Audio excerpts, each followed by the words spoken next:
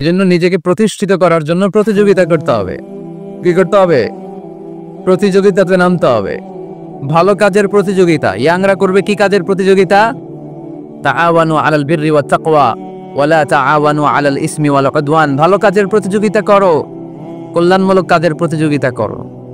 ফাস্তাবিকুল খায়রাত। জনকল্যাণমূলক কাজের প্রতিযোগিতা করতে আল্লাহ তাআলা আমাদেরকে আহ্বান করেছেন। কিন্তু আমরাও প্রতিযোগিতা করি এগুলার না, দুনিয়া কামানোর প্রতিযোগিতা, ঠিক কি না? কে হবে মাসুদ রানা, ওইটার প্রতিযোগিতা আছে না নাই? ফরিদপুরে ঢুকে নাই বোধহয় এগুলা। কিছুদিন আগে শুনলাম যে প্রতিযোগিতায় নামতেছে ইয়াং ছেলেরা। কি হইতে চায়? হ্যাঁ, মাসুদ রানা। এরপরে বোনেরাও কম না, ওনারা নামে বিশ্ব সুন্দরীর প্রতিযোগিতায়। এরপর এখন ছোট ছোট বাচ্চারাও নেমে যায় খুদে গানরাজ। আছে না নাই? না, ফাস্তাবিকুল খায়রাত। আমরা ভালো কাজের প্রতিযোগিতা করব। সো তোমাদের উপর পুরো বাংলাদেশ তাকিয়ে আছে। আমাদের অনেক পপুলেশন, হিউজ পপুলেশন।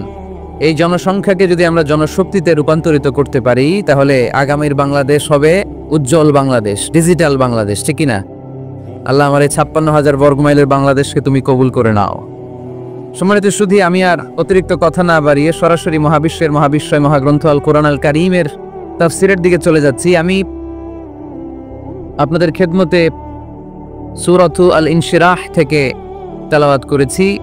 এই সূরা থেকে কিছু কথা আজকের এই চমৎকার সন্ধ্যায়, চমৎকার রজনীতে আপনাদের সামনে পেশ করব আমরা করে ইনশাআল্লাহ। এখন আপনারা যেরকম চুপচাপ নিরিবিলি শেষ পর্যন্ত এরকম থাকবেন।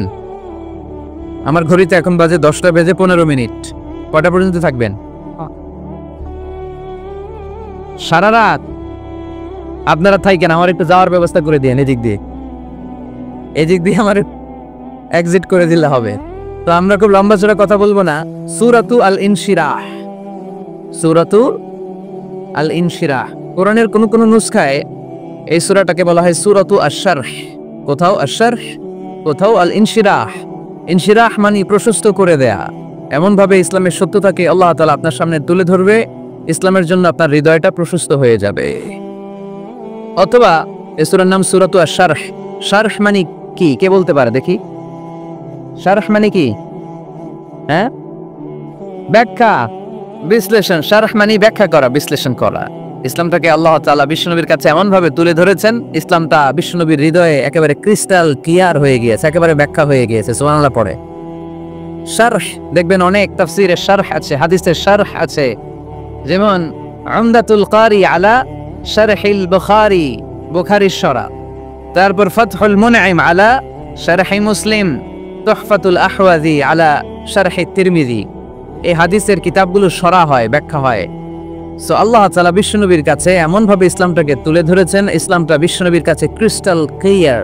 তারাকতুকুম আলা মাহাজ্জাতিন বাইদা, জল জলে সূর্যের মতো ইসলামকে আমাদের কাছে রেখে গিয়েছেন বিশ্বনবী। চিল্লা এখন ঠিক কিনা? আজকে আমরা দেখব কিভাবে এই সূরার মাধ্যমে বিশ্বনবীর হৃদয়টাকে আল্লাহ তাআলা একেবারে পরিচ্ছন্ন করে দিলেন। তো সূরাতুল ইনশিরাহ এটি কোরআনের সূরার ধারাক্রম অনুসারে 94তম সূরা। কততম? আমি প্রশ্ন করলে একটু আওয়াজ করে উত্তর করা লাগবে, পারা যাবে? এই সূরাটা 94তম সূরা। এই সূরাটা মাক্কি সূরা। এই সূরার আয়াত সংখ্যা হচ্ছে 8। আমি প্রশ্ন করি, আপনারা উত্তর দেন। এই সূরাটা কততম সূরা? 94তম সূরা। এই সূরার আয়াত সংখ্যা?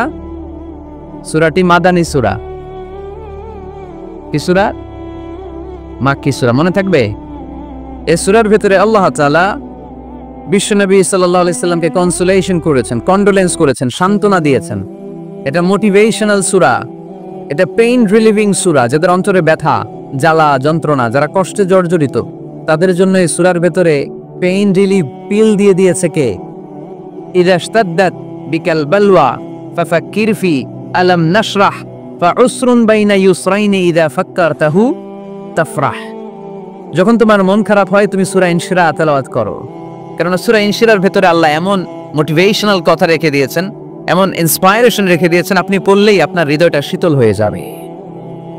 এই সূরাটাকে আমরা 3 ভাগে ভাগ করব। এই সূরার প্রথম 4 আয়াতে আল্লাহ তাআলা বিশ্বনবীর প্রতি কি নেয়ামত দিয়েছেন সেটার বর্ণনা করেছেন।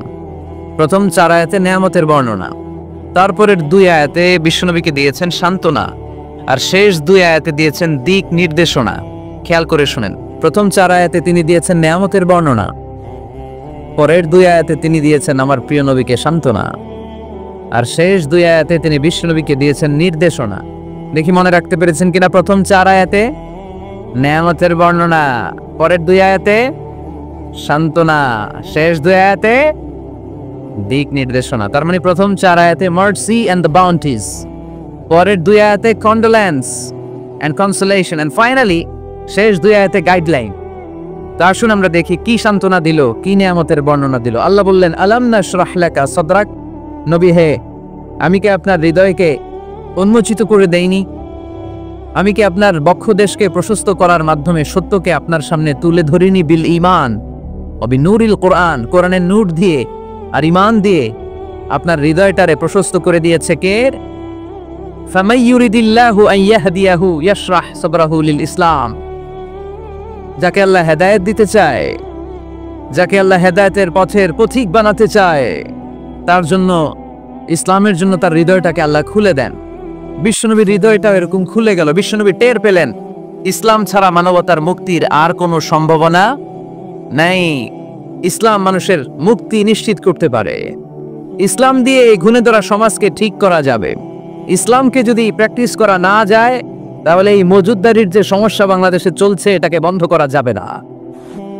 ইসলাম থেকে প্রেসক্রিপশন না নিলে চাঁদাবাজি বন্ধ হবে না, টেন্ডারবাজি বন্ধ হবে না, শুধু দুদকের অফিস থেকে বসে বসে দুর্নীতি দমন করা যাবে না। এজন্য ইসলাম থেকে প্রেসক্রিপশন নিতে হবে। আল্লাহ তাআলা বললেন, আলাম নাশরাহ লাকা সাদরাক, নবী হে, ইসলামের জন্য আপনার হৃদয়টাকে কি আমি খুলে দেইনি? সত্য কি আপনার সামনে আমি তুলে ধরেনি? আপনাকে আমি আলাম নাজআলকা আহলাল হিম্মা, আপনার কি হিম্মতওয়ালা আমি বানাইনি? ইসলাম যখন আপনার হৃদয়ে ক্লিয়ার, আপনি বিশাল শক্তির সামনে দাঁড়িয়ে হাজার মানুষের সামনে ইসলামের পক্ষে কথা বলবেন, আপনি কাউরে ভয় পাবেন না। চিল্লায় বলেন ঠিক কিনা? এজন্য আল্লাহ বললেন, আলাম নাশরাহ লাকা সাদরাকা ওয়া ওয়াদা'না আনকা বিজরাকাল্লাযী আনকাদা যাহরাক ওয়া রাফা'না লাকা যিকরাক। সুবহানাল্লাহ পড়েন। নবী, আপনার হৃদয়টাকে আমি ইসলামের জন্য প্রশস্ত করে দিয়েছি। আপনি একেবারে সুনিশ্চিতভাবে বুঝতে পেরেছেন, জানতে পেরেছেন যে মানব সমস্যার সমাধান আছে শুধু ইসলামের ভেতরে। কিসের ভেতরে? এজন্য আমাদেরকে ইসলাম মানতে হবে। কি মানতে হবে? ইসলাম মানবো কতক্ষণ দেহে প্রাণ থাকে? ইসলাম মানবো কোনখানে? সবখানে। উত্তর দেন, ইসলাম মানবো কতক্ষণ দেহে প্রাণ থাকে?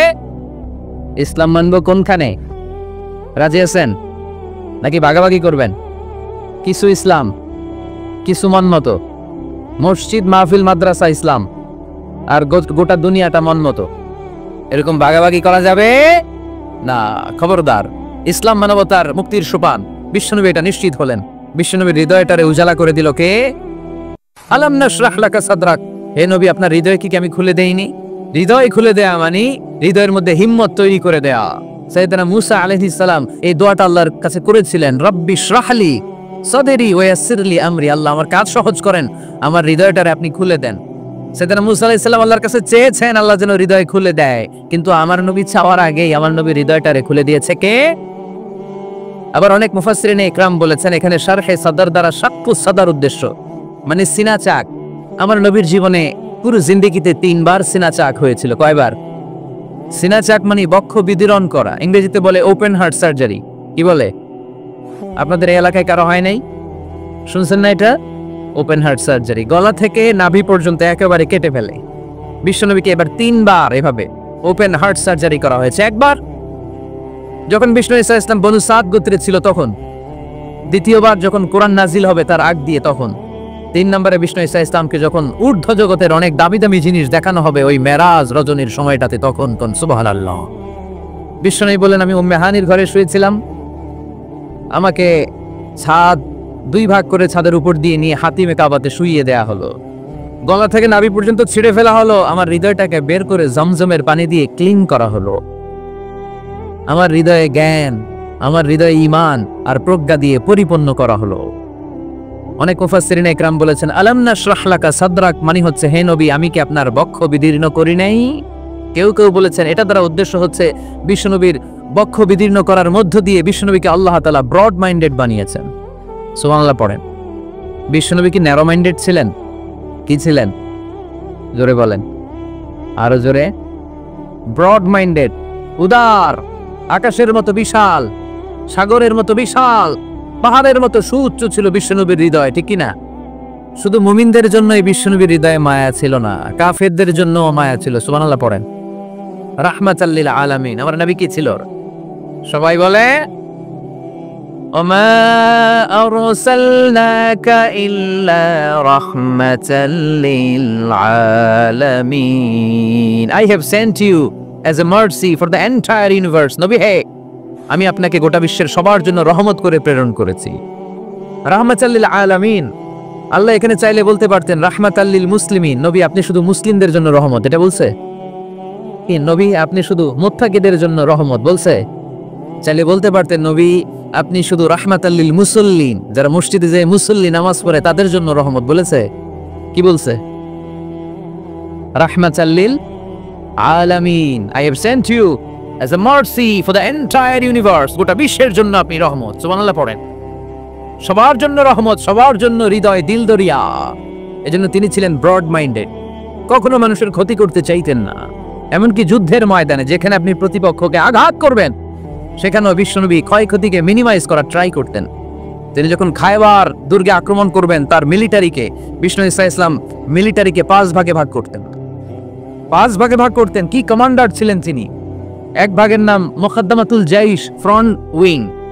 ডান দিকে একটা থাকতো মাইমানা, বায়ে একটা থাকতো মাইসারা, মাঝখানে যে ব্যাটালিয়ন থাকতো এটার নাম কালব, পেছনেরটার নাম খালফ। সুবহানাল্লাহ পড়ে। এজন্য বিশ্বনবী যখন অ্যাটাক করতেন তখন সবাই বলতো যা আল মুহাম্মাদ ওয়াল খামিস, মুহাম্মদ তার 5 উইং এর ব্যাটালিয়ন নিয়ে আমাদের উপর আক্রমণ করেছে। যুদ্ধের ময়দানে তিনি ঘোষণা দিতেন, খবরদার, এই যে ইহুদিদের উপর আক্রমণ করবা, যুদ্ধ করবা, কোনো নারীদের গায়ে হাত তোলো না, শিশুর গায়ে হাত তোলো না, বৃদ্ধ বৃদ্ধার গায়ে হাত তোলো না, খ্রিস্টান পাদ্রী বাবা যারা আছে, ফাদার অফ খ্রিস্টিয়ান, পাদ্রীদের গায়ে হাত তোলো না। যুদ্ধ করতে যে গবাদি পশু মেরো না, গাছপালাগুলো ভেঙো না। সুবহানাল্লাহ করতে মনে চায় না? গেছে যুদ্ধ করতে, গেছে কি? কিন্তু ক্ষয়ক্ষতি মিনিমাইজ করার জন্য কি চেষ্টা করতেন! কি রহমতের নবী! সবাইকে সম্মান করতেন, সবাইকে মানুষ হিসেবে দেখতেন। আমরা ভাগ করে ফেলি, আমরা দেখা মাত্রই যদি দেখি মাথায় টুপি আর দাড়ি, তখনই ভাবা শুরু করি এটা কার মুরিদ? কি সরসিনার মুরিদ, না চরমনায়ের মুরিদ, না আটরশির মুরিদ, না অমুক জায়গার মুরিদ। অথবা আমরা বলতে শুরু করি কি জামাত করে, না খেলাফত মজলিস করে, না ইসলামী আন্দোলন করে, না তাবলীগ করে। ভাগাভাগি আছে না নাই? কিন্তু আমরা তাকে মানুষ হিসেবে দেখি না। আগে দেখতে হবে মানুষ। আপনার চোখ দিয়ে যা দেখবেন এগুলো মানুষ, এগুলো সবাই মানুষ। বিশ্বনবী মানুষ হিসেবে সবাইকে ট্রিট করতেন। সাহাবাদেরকে নিয়ে বিশ্বনবী বসে আছেন, একটা লাশ নিয়ে যাওয়া হচ্ছে, লাশ দেখে বিশ্বনবী দাঁড়িয়ে গেলেন। সাহাবারা বললেন, ইয়া রাসূলুল্লাহ, আপনি দাঁড়ালেন যে? ইন্নাহু ইয়াহুদি, এটা ইহুদির লাশ। ইন্নাহু ইয়াহুদি, এটা তো ইহুদির লাশ, বসেন, দাঁড়ালেন যে? বিশ্বনবী বললেন, আওয়ালাইসাত নাফসান, এটা কি মানুষ না? সুবহানাল্লাহ পড়বেন না? আওয়ালাইসাত নাফসান, হোক না ইহুদি, হোক না খ্রিস্টান, হোক না আস্তিক আর নাস্তিক, এটা কি মানুষ নয়? সে মানুষ। সবার উপরে মানুষ সত্য, তাহার উপরে নাই। মাখলুকাতের মধ্যে সবচাইতে বেশি শ্রেষ্ঠতম হচ্ছে মানুষ। বিশ্বনবী সবাইকে মানুষ হিসেবে ট্রিট করতেন। এজন্য বিশ্বনবী হচ্ছেন সবচেয়ে বেশি ব্রড মাইন্ডেড, মানে খোলা মনের, বড় মনের, দিল দরিয়া। ন্যারো মাইন্ডেড ছিলেন না।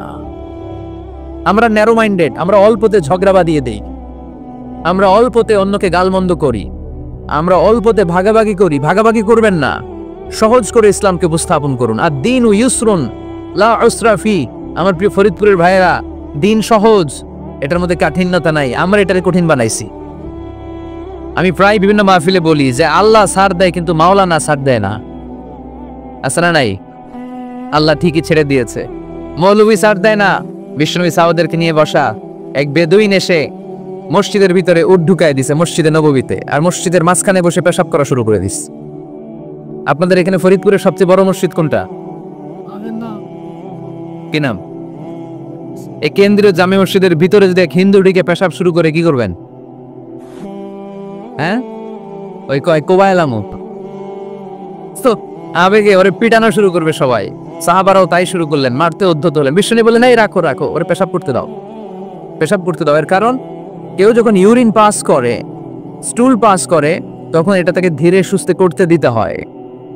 এজন্য টয়লেটে কেউ ঢুকলে জোরে বাড়ি দিবেন না, চাইলে খবর আছে কাশি দিবেন, যে একটু কাশি দিবেন, হ্যাঁ এরকম, হ্যাঁ তো এরকম কাশি দিবেন, অথবা পায়চারি করবেন। যদি পায়চারি করেন তাহলে সে বুঝবে সামওয়ান ইজ ওয়েটিং আউটসাইড, সামনে একজন ওয়েটিং করতেছে বাইরে, আমাকে বেরোতে হবে। কিন্তু আপনি যদি ওরা ডাক দেন, কুদ্দুস রে, কুদ্দুস কইবা আমি নাই, কারণ এটা ভয়ঙ্কর একটা বিষয়। আপনি যখন ইউরিন পাস করছেন খুব স্মুথলি করতে হয়, তখন ডাক দিলে পেশাব আটকায় গেলে আপনার ভয়ঙ্কর রোগ হতে পারে।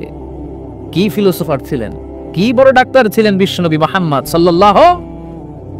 বিশ্বনবী বললেন, ওরে ডেকো না, কাজ সারতে দাও। ইচ্ছা মতো বেটা পেশাব করার পরে বিশ্বনবী গেলেন, যে বললেন, তুমি যে পেশাব করেছো তুমি কি জানো এই জায়গাটা কি? বেদুইন বলে, না আমি তো জানি না এই জায়গাটা কি। বিশ্বনবী বললেন, এটা আমাদের ইবাদতগাহ, এটা আমাদের কি ইবাদতগাহ। এখানে ঢুকে আমরা আমাদের রবরে ডাকি, আল্লাহরে ডাকি, আমরা নামাজ পড়ি, জিকির করি, তাসবিহ পড়ি, এটা আমাদের ইবাদতগাহ। কাজটা করা তোমার মোটেও ঠিক হয়নি। লোকটা অবাক হয়ে গেল, ঘটনা কি? তাদের ইবাদতগাতে আমি পেশাব করেছি আর আমাকে জামাই আদর, আর আমাকে এত সুন্দর করে বলে যে এটা ইবাদতগাহ। আমাদের ইবাদতগাহের ভিতরে যদি কেউ এরকম করতো, ওরে তো একেবারে সাইজ করে ফেলতাম। সে অবাক হয়ে গেল, সে জিজ্ঞেস করলো, হু আর ইউ, কে আপনি? বিশ্বনবী বললেন, আনা মুহাম্মদ সাল্লাল্লাহু, আমি শান্তির ধর্ম ইসলামের প্রেরণার বাণী বাহক। আমি লা ইলাহা ইল্লাল্লাহ মুহাম্মাদুর রাসূলুল্লাহ এই বাণী দিয়ে গোটা বিশ্বে বিপ্লব তৈরি করতে এসেছি। বেদুইন বলল, আমাকেও আপনার বিপ্লবে শরীক করে নেন। ইসলাম মারামারি কাটাকাটিতে আসে নাই। আপনার ব্রড মাইন্ডেড অ্যাটিটিউড দেখে হিন্দু ভাইরা কালিমা পড়ে মুসলমান হয়ে যাবে।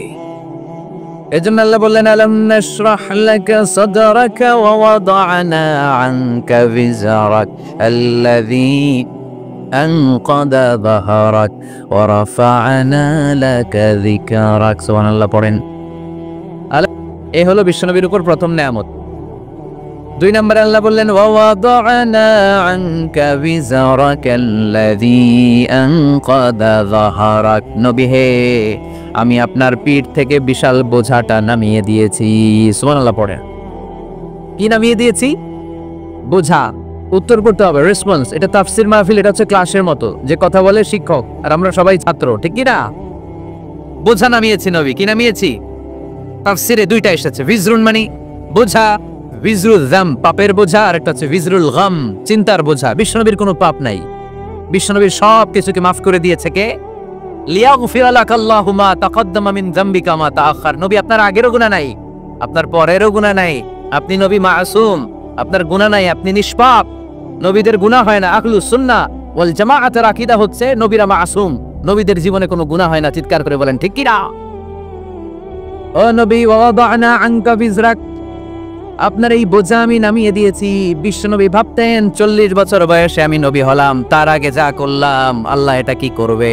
আল্লাহ বলে, নবী আপনার আগের গুনাহ পরের গুনাহ, গুনাহ বলতে কিছুই নাই, সবই মাফ, সব মাফ। তারপরেও আমার নবী বলতেন, আল্লাহে লা আস্তাগফিরুল্লাহ ওয়া আতুবু ফিল ইয়াউম আকসার মিন 70 মাররা। আমি এমন নবী যার কোনো গুনাহই নাই, আগের গুনাহও নাই, পরের গুনাহও নাই, তারপরেও আমি নবী প্রতিদিন 70 বারেরও বেশি তওবা আর ইস্তেগফার পড়ি।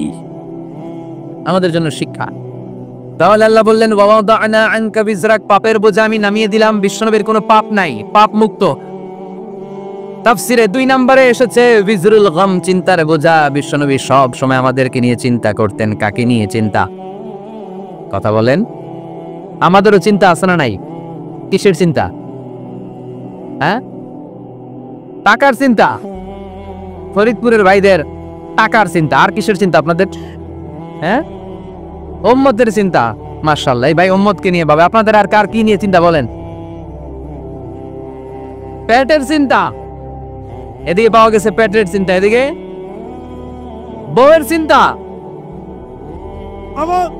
কবরের চিন্তা। আর কিসের চিন্তা? আখিরাতের চিন্তা। তো আমাদেরও চিন্তা আছে, বিশ্বনবীরও চিন্তা ছিল। 2 চিন্তা কি এক? বিশ্বনবীর কাঁধে তো পুরা উম্মার জিম্মাদারি। কিয়ামত পর্যন্ত যারা পৃথিবীতে আসবে সবার জন্য বিশ্বনবী কাঁদতেন। এই আওয়াজ করে কে? এদিকে কি হইছে? ওরে বসায় দেন। বিশ্বনবীর গোটা উম্মাহ নিয়ে চিন্তা। সব নবীকে আল্লাহ তাআলা একটা করে দোয়া দিয়েছিলেন আর বলেছিলেন, নবী একটা স্পেশাল দোয়া করার সুযোগ তোমাদেরকে দিলাম, ওই দোয়া করলেই কবুল হয়ে যাবে। কিন্তু সুযোগ পাবা জীবনে কয়বার? সবাই বলেন কয়বার? সব নবী কয়টা করে পাইছে? সব নবী তাদের দোয়াগুলো দুনিয়াতেই করে ফেলেছে। বিশ্বনবী বলেন লিকুল্লি নবিয়্যিন দাওয়া মুস্তাজাবা, এই দুনিয়াতে সব নবীদের একটা করে মুস্তাজাবুদ দাওয়া আছে। আল্লাহ বলেছে ও নবী একটা করে স্পেশাল দোয়া করার সুযোগ পাবা, দোয়াটা করা মাত্রই কবুল করে নেব।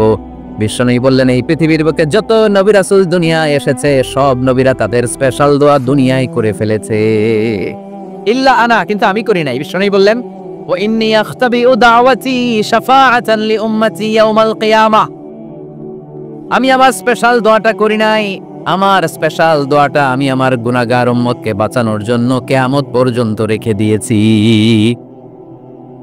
আমরা যেদিন বিপদে পড়ে যাব, যেদিন আমার আব্বা আমারে চিনবে না, আমি আমার আব্বারে চিনব না, নেতা তার কর্মীরে চিনবে না, কর্মী নেতারে চিনবে না, ঠিক কি না?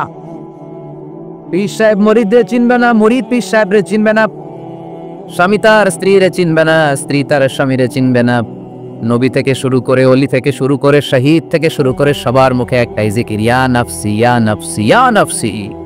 আকাশের সূর্যটা যেদিন মাথার কাছে চলে আসবে, জমিনটা তামার জমিন হয়ে যাবে, সূর্যের তাপে মাথার মগজগুলো ভাতের মাড়ের মতো গলে গলে নাকের ছিদ্র কানের ছিদ্র দিয়ে টপ টপ করে বেয়ে বেয়ে নিচে পড়বে। ওই কঠিন দিনে কেউ কাউরে চিনবে না। বিষ্ণু বললেন ওই দোয়াটা আমি দুনিয়ায় করি নাই, আমি বদরের যুদ্ধে মার খেয়েছি, উহুদের যুদ্ধে দাঁত ভেঙেছি, আমি না খেয়ে পেটে পাথর বেঁধেছি। আমি যদি ওই দিন দোয়া করতাম আল্লাহ দোয়া কবুল করে নিত, জান্নাতি খাবার দিয়ে দিত, আমার মায়ের খাওয়া লাগতো না, তায়েফে আমার রক্ত ঝরতো না, দোয়া করলেই কবুল। কিন্তু ওই দোয়াটা আমি দুনিয়ায় করি নাই, ওই দোয়াটা আমার জন্য, আপনার জন্য, আমাদের জন্য বিশ্বনবী জমা রেখে দিয়েছে। এজন্য বিশ্বনবীর চিন্তা আর আমাদের চিন্তা এক চিন্তা না, বিশ্বনবীর পুরা উম্মতের চিন্তা। কিয়ামত পর্যন্ত যত মানুষ আসবে সবাই আমার উম্মত, না জানি তাদের নসিবে কি হয়ে যায়। এই চিন্তার বোঝা বিশ্বনবীকে কাবু করে ফেলেছিল। আল্লাহ বললেন নবী নো টেনশন, কোনো টেনশন নাই, আপনার এই চিন্তার বোঝাকে আপনার পিঠ থেকে আমি আল্লাহ নিজ দায়িত্বে সরিয়ে নিলাম। এজন্য আল্লাহ বললেন আলাম নাশরাহ লাকা সাদরাকা ওয়া ওয়াদা'না আনকা বিজরাক আল্লাযী আনকাদা যাহরাক। যেই চিন্তার বোঝা আপনাকে কষ্ট দেয়, যেই চিন্তার বোঝা আপনারে পেরেশান করে তোলে, আপনার পিঠ থেকে ওই চিন্তার বোঝা নবী আমি সরিয়ে নিলাম। কি দিয়ে সরিয়ে নিল? কোরআনের আলো দিয়ে। আওয়াজ করে বলতে হবে কি দিয়ে? বিশ্বনবী মক্কায় দেখতেন মূর্তির পূজা হয়, আল্লাহর ঘরের ভিতরে 360টা মূর্তির পূজা। বিশ্বনবী দেখতে পেলেন দুর্বলের উপরে সবলের অত্যাচার, বিশ্বনবী দেখতে পেলেন নারীদেরকে অত্যাচার করা হয়। কন্যা সন্তান হলে বাবা তার মেয়েটাকে নিয়ে জঙ্গলের ভেতরে ঢুকে কিংবা মরুভূমির ভেতরে যে জীবিত দাফন করে দেয়। ওয়াইদাল মাউউদাতু সুইলাত ওয়াদুল বানাত। বিশ্বনবী এগুলো দেখতেন চারপাশে, দেখে এই পথহারা জাতিকে কিভাবে উদ্ধার করবেন, কি দিয়ে উদ্ধার করা যায়, এই টেনশনে বিশ্বনবীর পিঠ বাঁকা হয়ে গিয়েছিল। উপমা বাঁকা হয়ে গিয়েছিল, বিশ্বনবী সব সময় পেরেশান থাকতেন। আল্লাহ বললেন নবী টেনশনের দরকার নাই, হেরা গুহায় এমন একটা নূরের আলো দিয়ে আমি আপনারে আলোকিত করব, যার মাধ্যমে সব পেরেশানি দূর হয়ে যাবে। আলাম নাশরাহ লাকা সাদরাকা ওয়া ওয়াদা'না আনকা বিজরাক আল্লাযী আনকাদা যাহরাক। আপনাকে পেরেশান বানিয়ে দেয় এরকম সব চিন্তার বোঝা আমি আল্লাহ সরিয়ে নিলাম। সুবহানাল্লাহ। দুইটা নেয়ামত শুনলাম, এবার 3 নম্বরের নেয়ামত আল্লাহ বললেন ওয়া রাফা'না লাকা যিকরাক। এটা মুখস্থ করতে হবে আজকে, আমার সাথে সাথে পড়েন ওয়া রাফা'না লাকা যিকরাক। সবাই বলেন নাই, পড়েন ওয়া রাফা'না লাকা যিকরাক ওয়া রাফা'না লাকা যিকরাক। নবী হে, আপনার সম্মানকে আমি আকাশচুম্বী করেছি। I have dignified your status high and high, the highest peak. আপনার মর্যাদা উঠাতে উঠাতে আকাশ বাতাস ছাপিয়ে সাত আকাশ কাঁপিয়ে আরশের উপরে নিয়ে গিয়েছি। আপনার মর্যাদা আমার পরপরই, স্রষ্টার পরে পুরো সৃষ্টিকুলের উপরে বিশ্বনবীর মর্যাদা আছে না নাই? এজন্য আল্লাহ বললেন ওয়া রাফা'না লাকা যিকরাক। ও নবী, আপনার মর্যাদা সম্মান আমি আকাশচুম্বী করেছি। আপনার সুনাম সুখ্যাতি মান মর্যাদা আমি গোটা বিশ্বে ছড়াইয়া দেব। আয়াত যখন নাজিল হলো কাফেররা হাসতে শুরু করলো। কাফেররা বলে মোহাম্মদ বেটা বলে কি, ও জানে বাঁচবে কিনা ওইটাই তো সন্দেহ। আমরা যেই ষড়যন্ত্র পাকাচ্ছি ও জানে বাঁচবি কিনা সে এটাই সন্দেহ, তার নাম গোটা বিশ্বে ছড়াবে কি করে আমরা দেখে নেব। আল্লাহ বলেন, তোরা আমার নবীর সুনাম সুখ্যাতি ছড়ানোর ব্যাপারে বাধা তৈরি করবি, তোরা আমার নবীর ব্যাপারে অপপ্রচার চালাবি, তোদের অপপ্রচারকেই আমি আমার নবীর প্রচার মাধ্যম বানিয়ে দেব। তোরা করবি অপপ্রচার।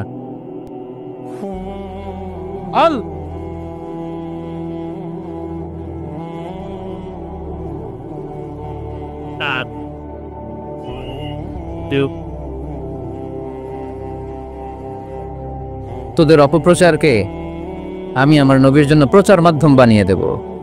এরকম অনেক সময় হয় না যে কেউ কেউ অপপ্রচার করে কারো বিরুদ্ধে, এটা তার জন্য প্রচার হয়ে যায়।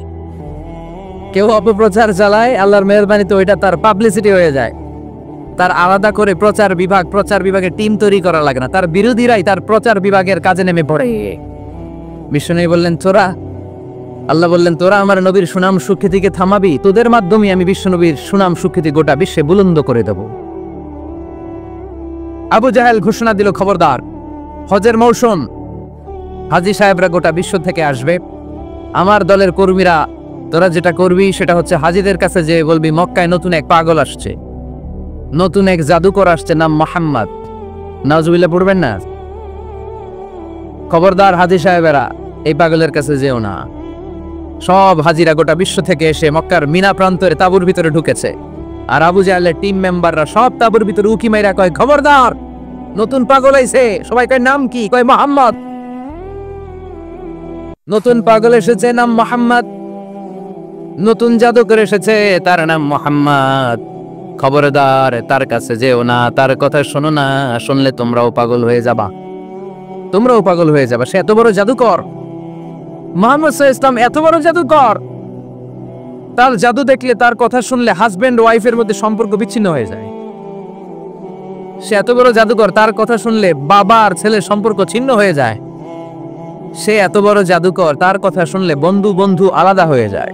খবরদার হাজী সাহেবরা, তোমরা হজ করতে এসেছো করো, জমজমের পানি খাও আর খেজুর নিয়ে যাবা বাড়িতে, কিন্তু মুহাম্মদ সাল্লাল্লাহু আলাইহি ওয়াসাল্লামের কাছে যাওয়া যাবে না। আচ্ছা, আপনারা বুঝে শুনে উত্তর দেন। এই যে লক্ষ লক্ষ হাজী মিনার তাঁবুতে বসা, আর আবু জাহেলের লোকটা যে বললো নতুন জাদুকরের নাম মোহাম্মদ, তার কাছে যেও না, এই লক্ষ লক্ষ হাজীরা এর আগে জীবনেও মুহাম্মদ সাল্লাল্লাহু আলাইহি ওয়াসাল্লামের নাম শুনছে? তার মানে মুহাম্মদ সাল্লাল্লাহু আলাইহি ওয়াসাল্লামের নাম তাদের কানে পৌঁছে দেওয়ার দায়িত্ব আবু জাহেল নিজেই নিয়ে নিয়েছে। চিল্লায় এখন ঠিক কিনা? অপপ্রচার হয়ে গিয়েছে। আর সবাই মনে মনে ভাবে, কয় কি এত বড় জাদুকর, হজ করি আর না করি, আরে না দেখা যাওয়া যাবে না,